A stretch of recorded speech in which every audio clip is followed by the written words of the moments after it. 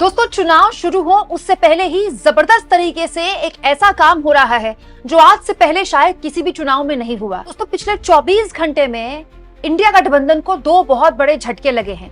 इन झटकों के लिए जाहिर तौर पर ना तो इंडिया गठबंधन तैयार होगा और ना ही आरजेडी। दोस्तों, अभी एक बहुत बड़ी खबर आई है कि आरजेडी यानी कि महागठबंधन के एक और उम्मीदवार का नामांकन रद्द कर दिया गया है।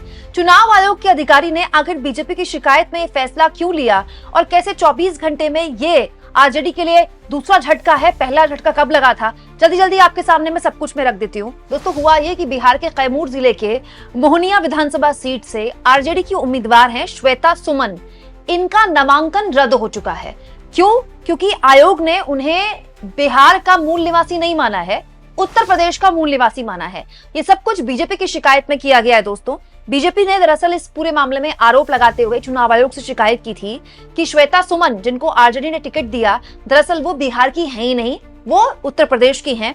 उत्तर प्रदेश के चंदौली जिले की रहने वाली हैं। दोस्तों, मोहनिया जो है एक आरक्षित सीट है और यहाँ से अगर आपको चुनाव लड़ना है, किसी भी पार्टी के उम्मीदवार अगर आप हैं, तो आपको यहाँ का मूल निवासी होना पड़ेगा। दोस्तों, बीजेपी ने चुनाव आयोग को शिकायत दी और शिकायत का संज्ञान लेते हुए श्वेता सुमन के दस्तावेजों की जांच की गई है। इस खबर के मुताबिक पाया गया है कि श्वेता जो कि आरजेडी की प्रत्याशी हैं, दरअसल 2020 के चुनाव में भी मोहनिया से उन्होंने नामांकन दाखिल किया था, जिसमें उन्होंने अपना पता यूपी के चंदौली जिले का डाला था। इस बार भी उन्होंने इसी सीट से नामांकन दाखिल किया है। पिछली बार यूपी का पता डाला था, इस बार बिहार का पता डाला है। लेकिन आयोग का कहना है इस खबर के मुताबिक कि उनको लेकर पर्याप्त सबूत नहीं मिले और उनका नामांकन रद्द हो गया है। अब दोस्तों, इस पूरे मामले में जो श्वेता सुमन है, जिनका नामांकन रद्द हुआ है, उन्होंने बीजेपी पर आरोप लगा दिए कि बीजेपी जो है उनसे और उनकी पार्टी से, आरजेडी से डर गई है, इसीलिए ये सब कुछ किया जा रहा है।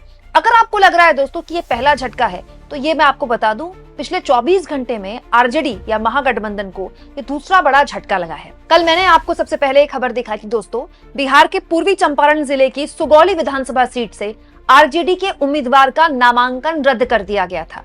इंपॉर्टेंट ये है दोस्तों कि यहाँ पर दो लोगों का नामांकन रद्द हुआ है, एक आरजेडी के ऑफिशियल उम्मीदवार और एक आरजेडी से बागी होकर निर्दलीय उम्मीदवार। दोनों ही उम्मीदवारों का नामांकन रद्द हो गया है। तो चुनाव आयोग के रिटर्निंग ऑफिसर ने यह कदम उठाया क्योंकि उनके नामांकन में कोई तकनीकी खामी बताई गई। अब दोस्तों, होता क्या है, जब इस तरह की कोई सीट होती है, इसमें पार्टियां अपने बागियों को ढूंढती हैं। हुआ क्या कि इस सीट से आरजेडी के एक बागी ने भी नामांकन दाखिल किया था। उस बागी का भी जो शख्स है, उनका नाम बता देती हूं मैं आपको। दोस्तों, उस बागी उम्मीदवार का, जिन्होंने निर्दलीय के तौर पर नामांकन दाखिल किया था, ओम प्रकाश, उनका नामांकन भी रद्द हो गया। तो आरजेडी के ऑफिशियल उम्मीदवार का भी नामांकन रद्द हो गया, आरजेडी के बागी उम्मीदवार का, निर्दलीय उम्मीदवार का भी नामांकन रद्द हो गया। दोस्तों, कल ही मैंने आपको एक खबर बता दी थी कि इस सीट से आरजेडी के उम्मीदवार का नामांकन रद्द होना मतलब बीजेपी को वॉक ओवर मिल जाना। और अब ये दूसरी खबर आ गई जहां से आरजेडी के उम्मीदवार का नामांकन रद्द हो गया और अब ये बड़े लेवल पर आप कह सकते हैं बीजेपी को वॉक ओवर मिल गया। अब चुनाव आयोग के पास इस पूरे मामले में कब तक गेंद रहेगी कि नहीं रहेगी, हमको नहीं पता। ऐसा ही दोस्तों चिराग पासवान की पार्टी की उम्मीदवार के साथ भी हो चुका है, सीमा सिंह, जिनको लेकर मैं आपको खबर भी दिखा चुकी हूँ। सीमा सिंह जो कि भोजपुरी फिल्मों के अभिनेत्री हैं, उनको चिराग पासवान ने टिकट दिया, लेकिन उनका नामांकन रद्द हो गया। तब चिराग पासवान ने बड़े इत्मीनान से कहा था मीडिया के आगे कि कोई तकनीकी कारण की वजह से हुआ है, हमने चुनाव आयोग से बात की है, मामला सॉर्ट आउट हो जाएगा। अब मुझे नहीं पता कि वो नामांकन जो हुआ है उसमें मामला सॉर्ट आउट हुआ है कि नहीं हुआ है, लेकिन अभी तक 3 नामांकन दर्ज हुए और जो रद्द हुए, उनमें से एक एनडीए का है, चिराग पासवान की पार्टी का, 2 आरजेडी के हैं, महागठबंधन के। और दोस्तों, ये सब कुछ तब हो रहा है जब नामांकन की डेट भी निकल चुकी है। तो अगर अब आरजेडी ये चाहे कि अपने इन दोनों उम्मीदवारों के इस तरह से नामांकन रद्द होने के बाद कोई नया उम्मीदवार खड़ा कर दें, तो वो भी नहीं हो सकता क्योंकि नामांकन की डेट ही खत्म हो चुकी है। और हर लिहाज से ये बहुत बड़ा झटका महागठबंधन और आरजेडी के लिए है। आरजेडी ये कह रही है कि ये सब कुछ सोची समझी रणनीति के तहत किया जा रहा है क्योंकि बीजेपी आरजेडी से डर गई है। यहां मैं आपको याद दिला दूं दोस्तों कि चुनाव आयोग पर बिहार चुनाव को लेकर पिछले कई महीनों से गंभीर आरोप लगाए जा रहे हैं विपक्षी गठबंधन द्वारा। पहले जबरन एसआईआर थोपे जाने के आरोप लगाए गए, फिर ये मामला सुप्रीम कोर्ट गया। इस मामले को लेकर लगातार खबरें चली रही थी, तभी अचानक राहुल गांधी ने बड़ा खुलासा कर दिया, प्रेस कॉन्फ्रेंस कर दी उसके बाद उन्होंने दूसरी प्रेस कॉन्फ्रेंस कर दी और उसी बीच बिहार में वोटर अधिकार यात्रा भी चलाई गई, जिसके जरिए वोट चोर गद्दी छोड़ के नारे को एक तरह से बिहार तक पहुंचाने की कोशिश की गई।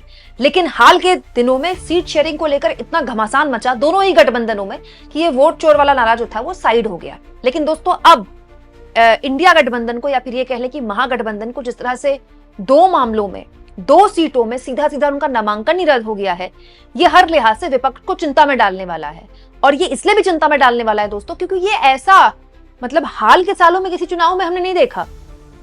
अब तक ये आरोप लगते थे विपक्षी गठबंधन द्वारा कि भाई मशीन में गड़बड़, फिर कहा गया कि वोटर लिस्ट में गड़बड़, इसके अलावा कहा गया कि फर्जी मतदान करने के लिए वोटर ऐड कर दिए जाते हैं, कुछ कहते हैं वोटर माइनस कर दिए जाते हैं। लेकिन ऐसा हमने कभी नहीं देखा, हाल के सालों में तो नहीं देखा कि इतने बड़े लेवल पर बल्क में नामांकन रद्द हो रहे हैं। बहुत बड़ी बात है दोस्तों। पहले तो पार्टियां टिकट फाइनल करने में बहुत टाइम लगाती हैं, उसके बाद टिकट फाइनल हो जाए तो उसके बाद टिकट देने में बहुत टाइम लगाती हैं। दोनों ही गठबंधनों के साथ हमने देखा।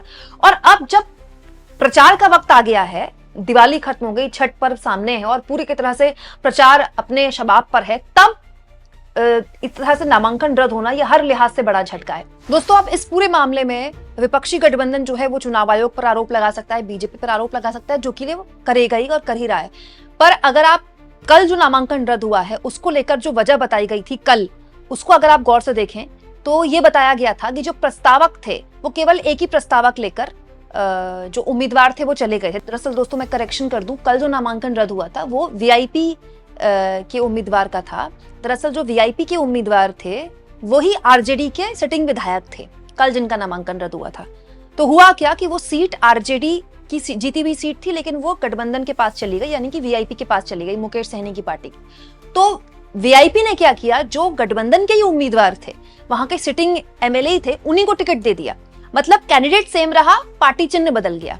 हुआ क्या कि सेम कैंडिडेट ने जब नामांकन दाखिल किया तो प्रस्तावक एक ही लेकर चले गए। दोस्तों फिर ये कहा गया कि क्योंकि मुकेश सहनी की पार्टी बड़ी पार्टी नहीं है, वहां कम से कम 10 प्रस्तावकों की जरूरत पड़ती है और इसी वजह से उनका नामांकन रद्द हो गया है।